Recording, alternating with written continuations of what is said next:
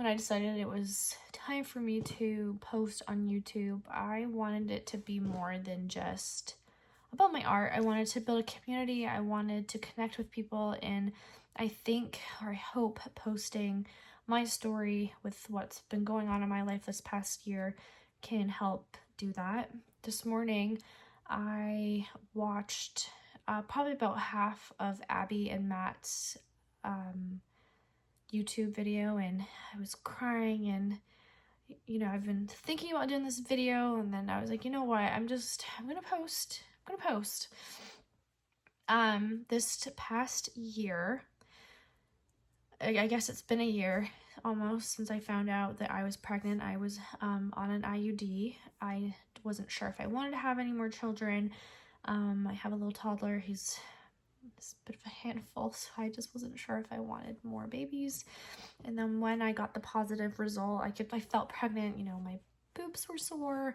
It was kind of bloated, and I just kind of knew. My son, we're on a scooter ride, my little toddler, and he said, "Mom, there's a baby in your tummy." And I was like, "What?" I was like, I'm gonna take a test. I was like, there's no way. So I took a test, and sure enough, it came back positive, and I was shocked. Like, I was on an IUD. I couldn't believe it. And then the next day I took more tests, and the test that I took was faint. So then the next day I took another test that was a different brand, and it was fainter than the one that I had taken before. So I made an appointment. I went and saw my doctor the next day, and she basically just said the chances of this being a viable pregnancy are very slim, because those people who do get pregnant on an IUD, they miscarry. So she ordered some blood work. It said it would take a couple days for the blood work to come back. Actually, I don't think I saw her the next day. Was it the next day or the day before that? No, it was an urgent appointment, so I saw her the next day. Anyway, I got the blood work done, and then I paid. I think there's an app where I can see when the blood work comes in, and then a couple days later I saw the results, and the doctor had called me, and she was like, "Yes, I'm sorry to tell you, but this looks like it's not going to be a viable pregnancy," which I'd had a couple days to process this pregnancy. I feel like the shock had kind of shifted, and I started getting excited about it. I got excited about telling the kids. I almost cried at this part. I got excited because I was like, okay, it's gonna be Christmas soon, and I'm gonna put a little stocking on the mantle. Abby got me in all the feelings. Yeah, I'm gonna put it on the mantle, and I'll tell the kids that way. And but no, it was okay. Like, and sure enough, the next day I started bleeding really, really heavily, and I was cramping, and so I never got to see the baby on an ultrasound, and they took my IUD out. I bled for about 2 weeks, and then I chatted with my husband, and we had long discussions about, okay, we got pregnant, the IUD is out, do we want to have another child? And ultimately we decided, like, this has happened for a reason. Maybe this was God's way of being like, okay, like, you got one more. And so we tried to have another baby, and I got pregnant. I 2 cycles went by, and I got pregnant, and it was after Christmas we got pregnant. And then I went to one of my first appointments to see the baby. You're supposed to wait in Canada about 8 weeks. I wanted to go in at 6 weeks, but they had told me that they had changed the policy, and you have to wait minimum 8 weeks to go see it. So then by the time I went in and got my appointment, I was about 9 weeks, and I was very, very sick.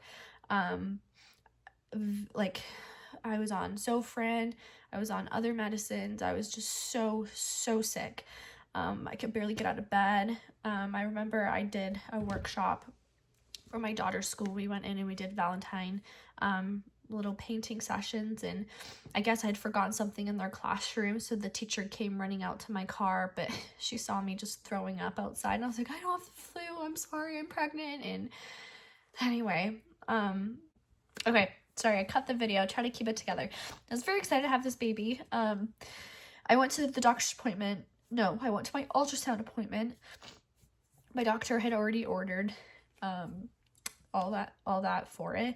And the ultrasound tech, she was not a very kind, warm person. She was just so direct. She basically was trying to tell me it was a Blighted Ovum, but I was like, what? And she goes, the baby is not there. The placenta is, she's like doing this at me, and I'm just like, oh, like, is that a miscarriage? She's like, there's no baby. So then she's like, go to the bathroom, go empty your bladder. We're gonna do a vaginal examination. And sure enough, she's like, it's a Blighted Ovum. Now, what's crazy about all of this was I have never brought my husband to any of my ultrasound appointments. I've always just, send your picture or you're good. But for this baby, I was so sick. I was so sick that I told him, I was like, Jared, like, I have a feeling they're going to tell us we've got twins or something. Like, I'm so sick. This makes no sense. So he came and he brought our toddler, little baby, and he's not a baby, but he's my little baby. Brought him along, and I went to go empty my bladder, and I saw him in the waiting room as I was going in to get the transvaginal, and I just kind of went like this to him. I don't know why, because he was probably like, what the heck? But I came out, and I saw him in the waiting room, and I kind of like brushed it out because I didn't want to cry in front of people. Okay. I just kind of told him, and he was so sweet. He stopped at Walmart really quick and got my favorite candies. He took me to Firehouse Subs, and yeah, I was shocked. I was absolutely shocked. So the thing about Blighted Ovum is your body still thinks it's pregnant. So my placenta was around 9 weeks. It was 9 weeks when I got it removed. And yeah, so my body had no idea that I had lost the baby. So I got transferred over to a miscarriage clinic. And at the miscarriage clinic, you have to do basically a confirmation of loss of life. So the ultrasound tech, she took me in, and then when I went to go see the doctor said they're actually able to find a baby. The baby was 6 weeks, and but the placenta was 9, so the baby stopped growing at 6 weeks. So we had a couple options. I could take, I guess, medicine to pass the baby and the placenta, or I could go in for a D&C, which is what I opted to do. I kind of felt like, they were like, oh, it could take weeks or sometimes months to pass, and I'm like, I'm so sick, like, I just kind of want to deal with this now. So I went in, and in Canada, you basically have to, they make an appointment. So my appointment was 2 days later. And again, I'm very sick, so I'm throwing up, and this time it's more emotional because it's like I'm throwing up for nothing. Before, when I was sick and I was throwing up, I was like, okay, like, it's for a purpose, I'm growing a baby. But now it's like I just feel so angry. But I went in to my appointment, and I had to wait for a couple hours. You have to wait for there to be like an opening of the surgeon's schedule, and they kind of just squeeze you in. So I went in, and I walked into the surgical room, and I just, again, got really emotional. I had to cut the video again.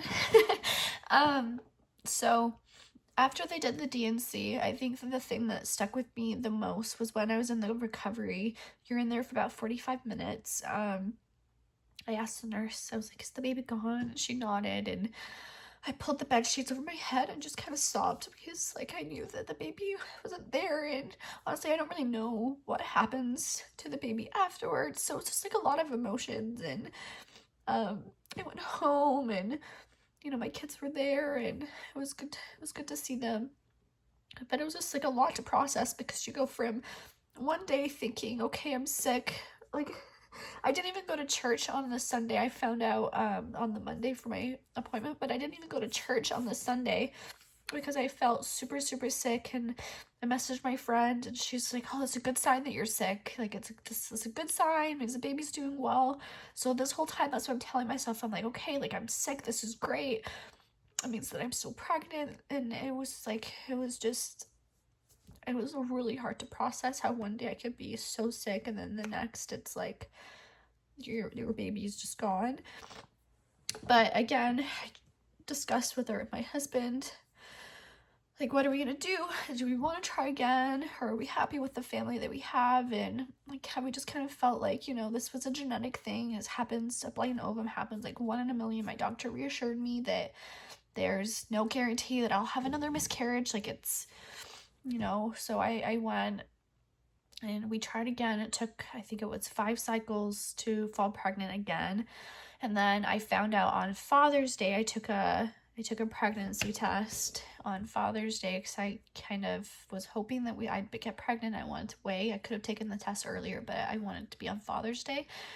And I hopped back into bed with my husband. I was like, oh, I'm positive, like, I'm pregnant. And he didn't really give me much of a reaction. And I was like, aren't you excited? He's like, no, like, I'm excited, but like, I just don't want to get my hopes up. And then I started getting sick. I had the symptoms of pregnancy. And then around, I think it was 7 weeks, I went in. I think I was close to, yeah, I thought that the gestational date was further along than what I was. So I ended up being around 7 weeks when I went in.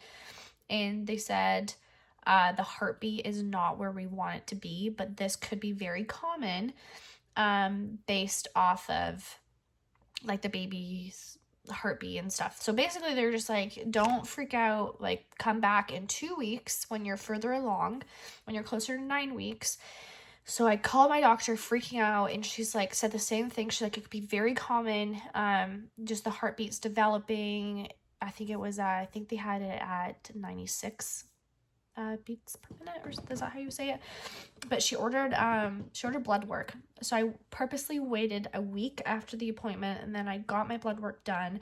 And then she wanted me to go 2 days later, but she got my results in the next day, and she called me. She's like, hey, your levels are so high, it wouldn't do you any good going in the second day, just because it could mean your placenta is taking over. So she's like, this is a good sign.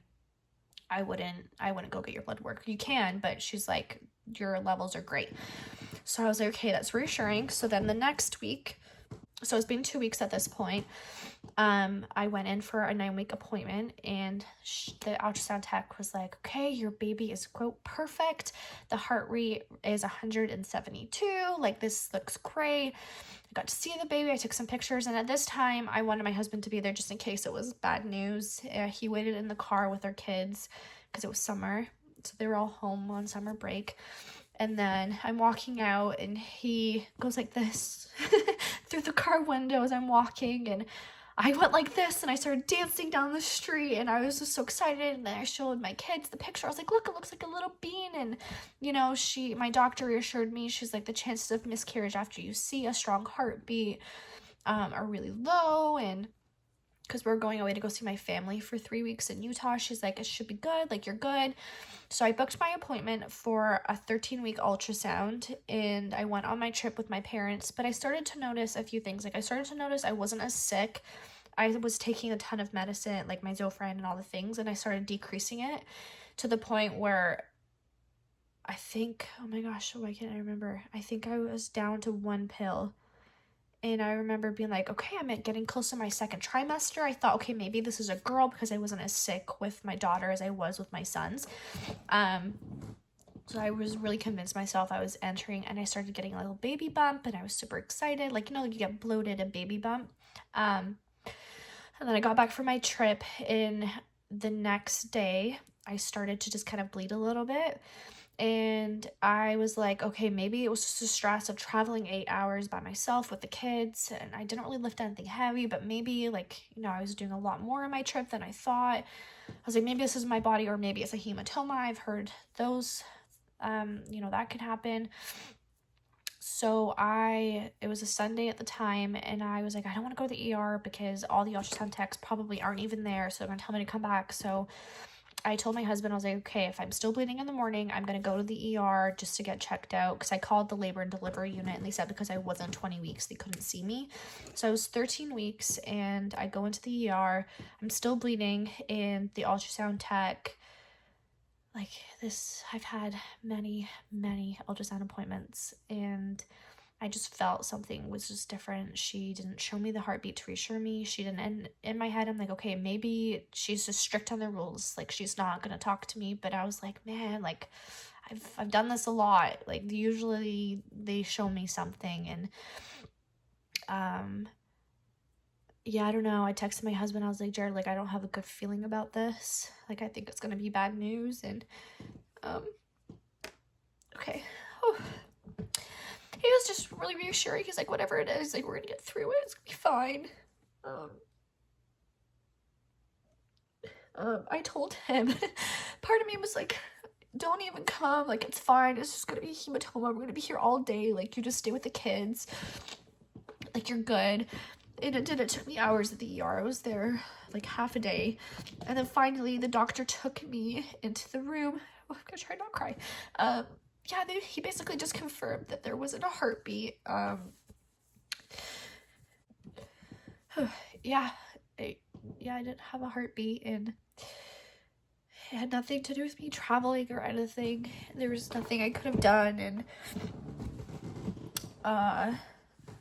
yeah, that one was just, again, just devastating. But and when, again, it was just, sorry, I'm like a loss of words. They sent me over to the miscarriage clinic, called them, and the appointment had to wait a couple of days to get in to see them, and I just opted for the D&C again. Yeah, I was unfortunately there all day.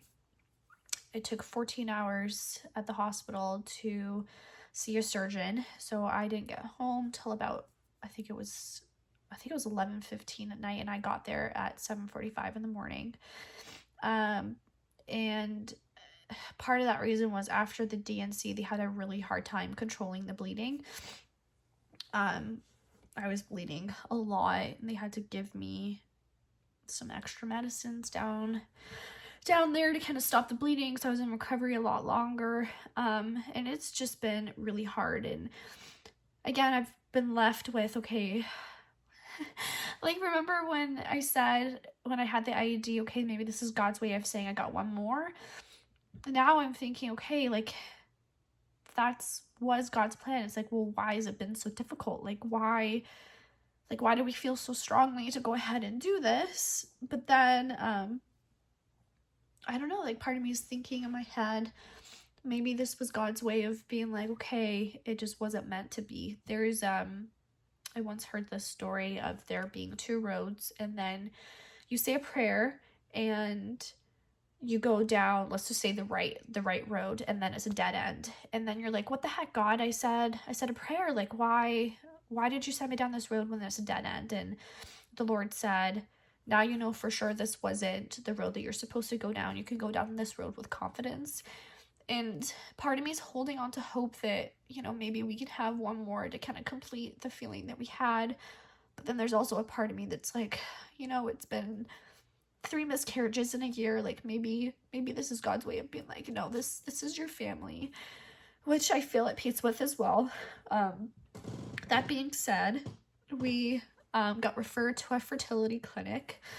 I actually have an appointment in 2 days where the doctor is going to share like our results. I had a sonohystogram. My husband did a sperm analysis. We've had blood works done. So in 2 days we get to meet with our doctor, and I kind of feel like, if I don't know, like, I know it's genetic. I don't know, where I'm just gonna go and be open-minded and see what she says. I feel like if she says there's a high likelihood of, you know, there's something wrong with us, I feel like I might just be at peace of being like, okay, like, I'm good. But if she says, you know, everything comes back normal, you know, I've had healthy pregnancies before, you know, you guys should try again. There's also an option. They said it's very likely they're going to do an IUI. They basically take my egg and they'll like monitor me during my cycle, and then when I ovulate, they'll take his sperm, they'll wash it, which basically means that they take out all of the, like, the bad sperm, and then only put in the good sperm. That way we have like a good chance of like having a healthy pregnancy. So the Blighted Ovum, I can't say these medical words. she basically said, my doctor, that this happens when the egg has no DNA and the sperm has no DNA, which is why it's such a 1 in a million thing that it could happen. I didn't get any closure as to why I had my last miscarriage. Obviously, because my IUD, I call it my IUD miscarriage, that was probably just a genetic thing as well. It was a chemical miscarriage, very common. But yeah, I was told that they could do testing on the baby, but when I called to follow up because I hadn't heard anything in a couple weeks, they basically said that they couldn't do testing on the baby. They said there was just too much stuff, like with all the other tissues, that they couldn't get it, which is fine. Anyway, this was my story. This is what's been happening this past year. It has been a very humbling experience, I felt like, before, because I had healthy pregnancies. Part of me walked into motherhood with such confidence, and yes, I don't know, it's really changed my perspective. And one thing that people would say, which honestly really irks me, they were like, oh, just be grateful for the kids that you had. And it irks me because there's nothing about this process that makes me not grateful for the children that I've been blessed with. If anything, I've recognized the blessings that I've had. I've been able to hold my children and love on my children, and I hold them a little tighter. And especially going through, the thick of the grief immediately after, like, my mother-in-law, she's like, oh, like, do you want me just to keep the kids? And I'm like, no, just bring them home. Like, I want to be with my children. I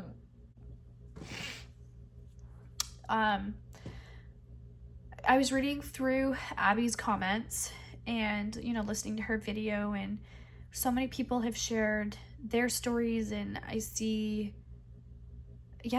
like an outpouring of love. And I feel like with miscarriage, it's such a taboo subject. Like, I remember even announcing my pregnancies earlier than 12 weeks, and I've had comments of, oh, like, you gotta be careful. I'm like, oh, it's fine. Like, and I've always just felt with all my pregnancies, like, if I was having miscarriage, I would so much rather people know what I'm going through than this hush like thing. So I've walked with that mind frame with everything. And you know what, I'm so grateful that, I didn't post pregnancy announcements for these babies because I was going to post on social media, past the 12 weeks, but I told, like, my friends and family, and I'm so grateful that I did. I had such a support system. I had amazing friends. I have a village of people that I can talk to about this, which I think is just so important. I don't agree with, like, you miscarry and let's talk about it. Let's help one another, and let's not shame people for sharing their news. And then if it turns into bad news, I don't agree with that. I painted a painting a couple weeks after I had miscarried this past time, and it was when I was 2 weeks past my D&C, and I had 2 weeks until the due date of the baby that I miscarried in February. And I painted a picture, and I was listening to the song that my mom had sent me, basically talked about faith, how you have to just have faith that you're not going to see the full picture, the full valley, and it's not until you get to the top you're going to look back and see that the whole time God was just watering the valley with sunflowers. And I took that to heart, so I painted God with the watering can, showing that I'm going to have faith that he's going to be planting beautiful wildflowers. And then I also painted 2 butterflies to signify the 2 miscarriages, and I'm kicking myself because I didn't paint the 3rd. I was told that kind of brushed off the 3rd, like, oh, you didn't see the baby, or a chemical miscarriage. Like, I don't know, like, I feel like it does count, so I am gonna paint a 3rd butterfly for that painting. I don't know why I let those thoughts creep into my mind. Like, obviously, just talking about it, I get emotional, I have a connection there. I hope by sharing and posting this that maybe there's someone out there that I can help, or at least just someone that can relate to this. And again, it's just something that's just not really talked about nearly as much. But yeah, thank you for listening to my video. I will post what happens at my appointments and the journey that it takes, whatever it may be. Yeah.